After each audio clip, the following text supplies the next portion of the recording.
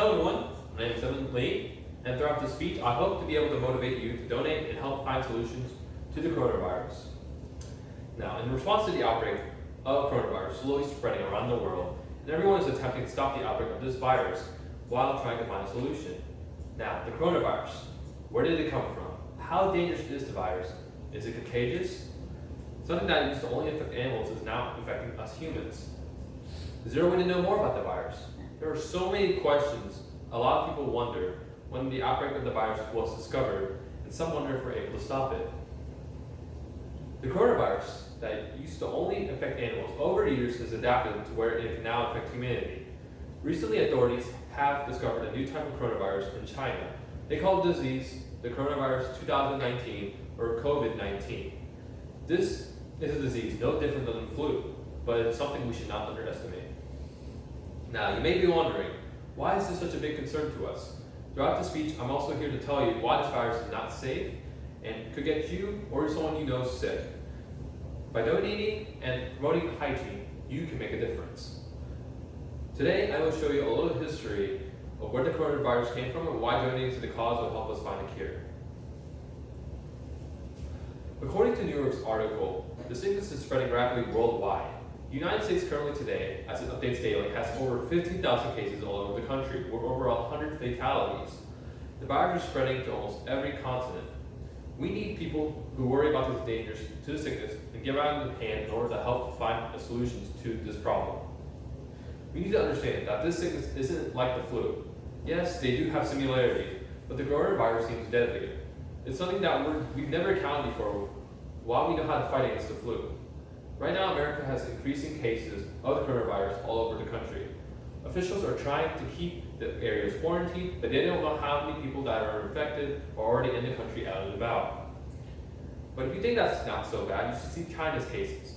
According to CNBC's article, China contained over 15,000 infected and 254 fatalities around in February. What's worse is that the total number of cases throughout the entire country is so much larger. Back in February, according to China's government, the number of people who were infected were 59,804 and 1,376 fatalities.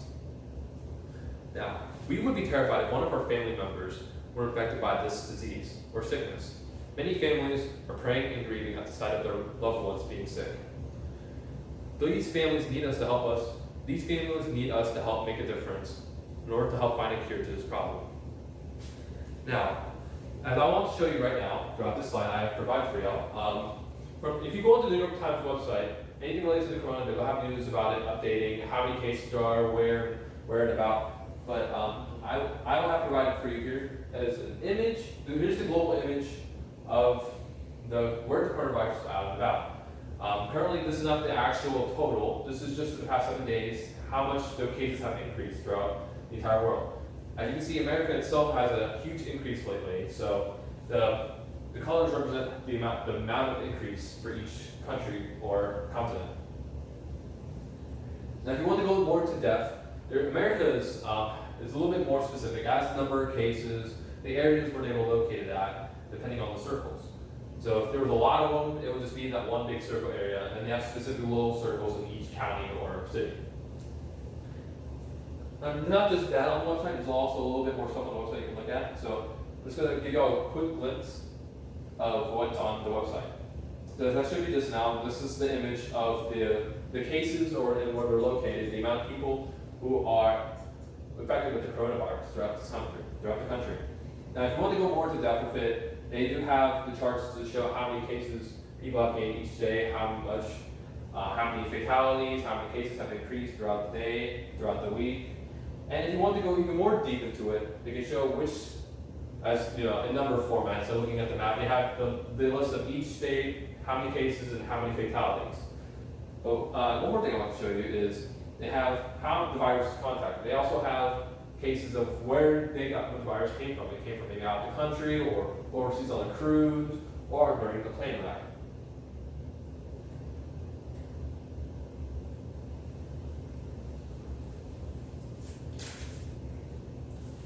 Now, you may be asking, if I was to help support this by donating, where would I go to donate? Well, hopefully after this speech, I will help convince you to be able to donate to this cause. Even if it's just $1, it can make a difference for the ones who are sick. You can feel proud of yourself that you're doing something for a cause that's helping make a difference for everyone. There are a lot of organizations that is fighting this sickness, so you have many choices to who you want to support. If you're not sure where to go when donating, I suggest looking at the CPD COVID-19 Response Fund or the Global Giving's Coronavirus Relief Fund. When you donate to these fundraising organizations, you can help people who are sick, but also you can help healthcare workers as well. This helps by buying necessities that the individuals need, but aren't able to go since they are in quarantine. More or less, this goes into not just their healthcare, but it also goes into water, food, and a way in the future to become better equipped when facing this outbreak later on. Now, I will show you this one more second. The two organizations that I suggest donating to is one of them is the Center for Disaster Philanthropy. If you look at the top right corner, they should have a donating option to where you want to donate. And once you click on it, it should lead you to this page. And then it will show you donating to the CPD COVID-19 Response Fund. And since the emergency requires your attention, everything you do will be helping this organization helping find a solution to COVID-19. Also, it has an option of how much you want to donate. If you want to donate in honor or memory of someone, and it has all your information you need to list down there. Now, my second option would be to the Coronavirus Relief Fund on Global Giving. This website usually just has a lot of organizations that help support certain projects and certain funds, but we're primarily focused on the Coronavirus Relief Fund. It won't show up once you go on the website itself. You're going to have to search it up yourself. I'm pretty sure there are other coronavirus groups and funds, but this is the one I found most interesting since this one has 4 tabs. That's one about the story, it has a little summary of where it came from, and more into depth so people can have an understanding of why they should donate. They have reports, or basically the shows of where the cases of coronavirus have been found, the amount of people, and there's photos, and there's an FAQ if you have any questions. Mostly frequently asked questions that people will mostly ask when donating to this organization. Now, also here, as you can see, there's also 2 links that you can look on later on, disasterphilanthropy.org or www.globalgiving.org that you can use when finding somewhere where you want to donate.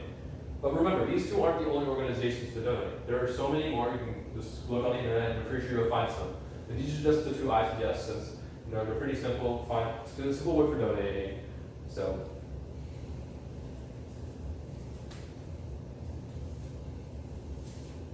as you know, this isn't the first sickness to spread into America at one point. The flu used to be very dangerous at first since nobody knew about it. But as the years came by, we've been able to find ways to not just contract the sickness using things like vaccines. Those vaccines would have been made if they didn't have the funding to research it. The flu still comes out every now and then, but at least we know how to fight against it.